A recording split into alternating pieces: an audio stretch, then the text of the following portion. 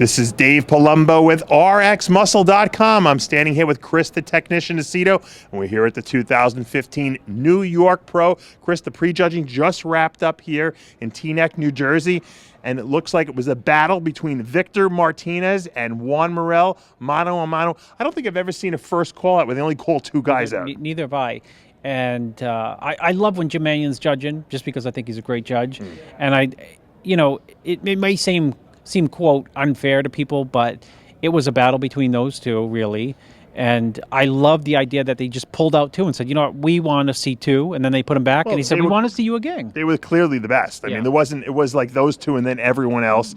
We knew it was going to be a battle between Victor and Juan Morel. Would have been nice if Rami would have been in this lineup too, but I think they were very evenly matched. I think that Victor and Juan matched up size-wise, symmetry-wise. I felt, I scored each pose, for one or the other, and at the end, I came out with Victor on top, 5 poses to 3. But how did you score it? I don't even like Juan Morel, and I'm kidding. I had him winning. I was really impressed with his improvements. I've been so overly critical in the past of his legs. I thought he brought his legs up.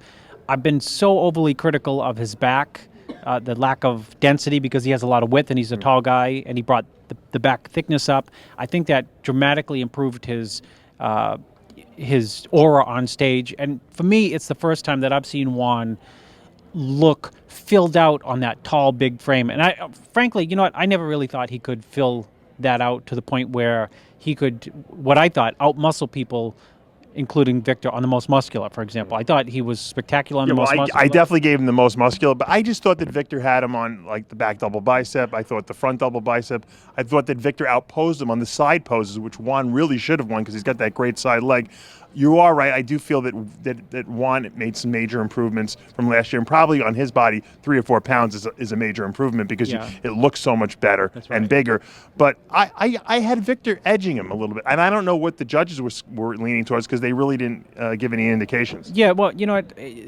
I asked you after prejudging who you had, and you had Victor, and I had Juan. So I'm going out and putting the finger in the wind and trying to find out like a poll from people. And I ask people, celebrity bodybuilders, people who are Dexter, Roden, and I say, who'd you have first? And this is how close it is. They say, well, who'd you have? Because they don't want to lay it down and, Well, it's hard. It's a very close contest. Now, who did the man that made you wear this shirt have in first? Dennis the Menace gave me this shirt. Why are you wearing that, Dennis the Menace? I'm wearing this shirt because apparently one of the gurus who's the most well-known liar in the sport said that he's best buddies with DJ, and DJ immediately texted me when I was getting my ear operated on last week in Maine and said he wanted to beat up George at one time. Yeah. So I said, you know what, DJ, you and I are actually closer. You show support for him. Yeah, we agreed we are much, much, much closer than he and George are. So he said, why don't you wear my shirt in New York? Because I can't make it. It's the first New York Pro that DJ couldn't be here. Wow, so you're representing. Let's talk about the 212, which you know someone very well, because Guy Cisternino really impressed the hell out of this audience and me, because I can't believe he came back with so much muscle in his body, yet with the same level of conditioning we saw from him last year. And really a lightweight. He didn't weigh a lot, which is shocking. Huge. He looked huge, and you know what? Guy is just one of these guys who he has a mental defect that just makes him retardedly focused on a bodybuilding show like this. And he's actually been focused on it since last year, where he got second in a close call. So here he is 365 days later, hopefully, in the lead spot after prejudge. And I work with Guy, but 85 to 95% of what Guy accomplishes is due to Guy's work ethic. Oh, I know that. I've worked with him in his early part of his career. The guy no one works harder and is more obsessed with bodybuilding and training than he is. No one is, and we fought. And we can say that defiantly. Yeah. There is no one else. And we fought coming into the show, like 3 weeks out, 2 weeks out. He said, dude, I'll do 2 hours of cardio. I don't need any carbs at all. And it's like, he would make me get excited and say, "Yeah, okay, stay on 2 hours and stay on no carbs." I'd be like, "Wait a minute, guy, he stop, loves that, yeah. stop confusing me." So he's a hard worker. He'll do whatever you say, and he showed up today. I think it's his by far best package. I think it's his best, and he needed his best here because Yes. Kim Jo-hun from Korea Came out of the woodwork. I made a joke about it on the TV show. I said, I can't believe anyone would come that far and not look that good. And I didn't know what he looked like, but of course, he made the trip for a reason because he is that good. He could be the next Hide Yamagishi. He has clean, fresh lines on every part of his body. Everything changes when he hits his shots. He's not the biggest guy, but you don't say that when he's in the comparisons with people.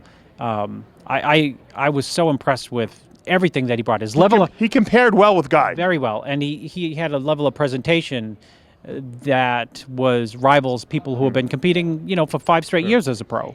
I want to make one statement. I know we got to wrap this up, but the women's physique division, Chris, the girls were so big here. I felt like I was watching women's bodybuilding again. Has the women evolved to this point again?